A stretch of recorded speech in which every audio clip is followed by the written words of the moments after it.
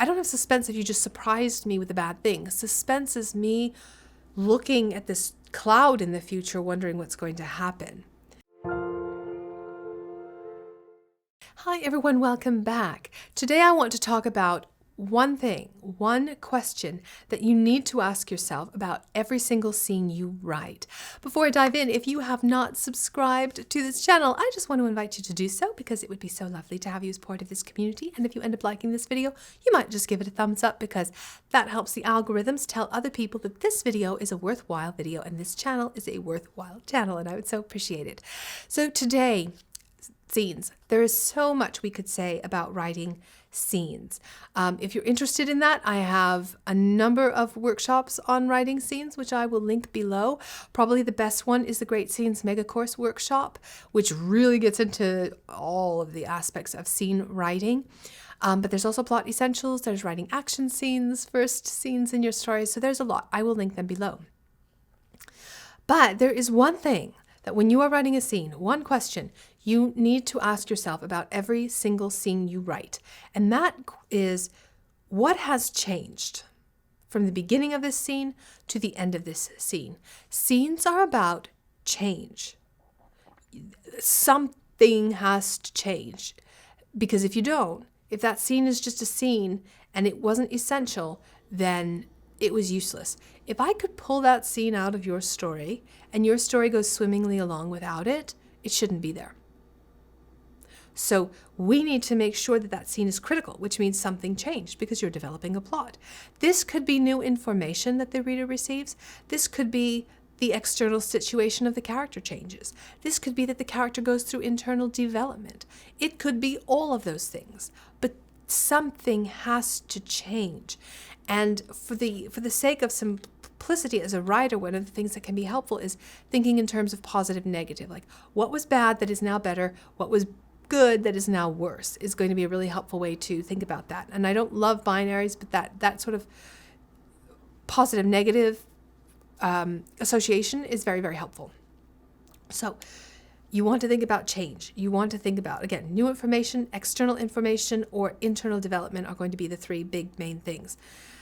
Think in terms of all the characters involved in your story when you do this. You don't have to just think about what changed for the characters in this scene, because sometimes things happen in a scene that affect a character who's off stage, and that's okay. So as you're thinking about, okay, what has changed, you want to think about what has changed for any of the characters who might have been involved.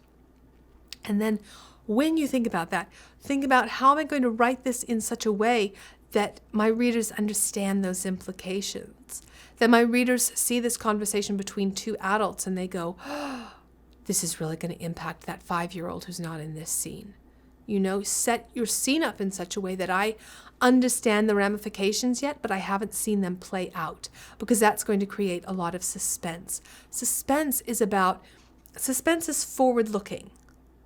So suspense isn't just, I don't have suspense if you just surprised me with a bad thing. Suspense is me looking at this cloud in the future, wondering what's going to happen. So think in terms of all of the characters and think about how you can convey the reactions and whatnot and the impact on other characters who might not be in this scene. You also, in addition to wanting to think in terms of change for the character, think in terms of change for the reader. You are taking your reader on an emotional and mental journey, which means as you write, you're not just thinking about what happened next. You're thinking about what is my reader or my viewer feeling right now? Are they at a high? Are they at a low? Are they depressed? Are they happy? What are they thinking? What are they feeling?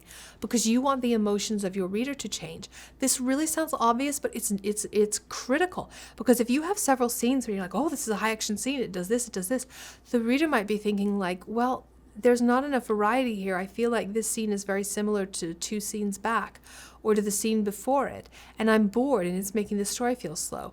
Not to come down hard on Dune, because I know I've said it before, but Dune is kind of like this. I mean, in the first numerous chapters of Dune, every single chapter trying to introduce new characters, and it's like so and so walk down the hallway, and then the next chapter it introduces this other character, and it does so in a very similar way that actually makes Dune feel like a slow read, even though there are ways that it's written that you'd think would speed it up. It actually ends up feeling slower because the structure of the scenes themselves in sections of it is just too similar, and the reader feels it. It slows it down. So you've got to think in terms of change as, okay, how has the reader changed? How has the reader's perception of characters changed? How have the emotions of the reader changed? All of that. You also want to think about how the scene affects the story as a whole. And I know I said this earlier, but I just want to go back to it. If you can lift that scene out, it should not be there. I don't care how much you love it. So if you can lift it out, and you have to be so honest with yourself. But if you can lift it out and say, honestly, if I could pull this out, and the rest of my story would stay the same. I wouldn't change a thing. It has to go, or you have to change it so that it does have an impact on your story. Every scene is drawing from what came before it and is driving you into the next scene. So they need to be a little train of scenes that make sense together, but that also don't have too much similarity. So don't have all of your scenes go from good to bad, good to bad, good to bad. That's boring. I need variety in my scenes. So you're thinking in terms of the story as a whole, its necessity to the story, its placement as why does this scene have to follow this scene and precede that scene? You have to think about its placement, and then you have to think about the variety of it in terms of all of the other scenes. And there are a lot of ways we can do all of this. So keep that in mind. And when you think about that change and how do I assess if this change is important for the story, that change needs to affect what the characters are working for. I mean, and a character, again, if you've watched my videos, the character doesn't need to have like a goal. I mean, not everything is a mission or a goal. Not every story works that way. But characters have things that they're moving toward. We all do, always, every day in our life, even if it's just like, when is it bedtime? Those days. So we're still working towards something. So, what's happening in that scene should advance that or thwart that. It needs to do one of those two things, and that's a good gauge. There is a tremendous more we could say about scenes. And again, I would say the Great Scenes Mega Course Workshop gets into so much. And that one has such great workbook with it to help you plan all of your scenes out. Plot Essentials is going to give you a good overview of how to write the overarching plot. And then I have, like I said, I have action scenes. I have your first chapters. So it's a different specific scene workshops as well. Any of those will be so helpful for you. I hope you enjoyed this video. If you did, big thumbs up. Thank you so much for watching. I appreciate your being here, and I hope you're having a beautiful day.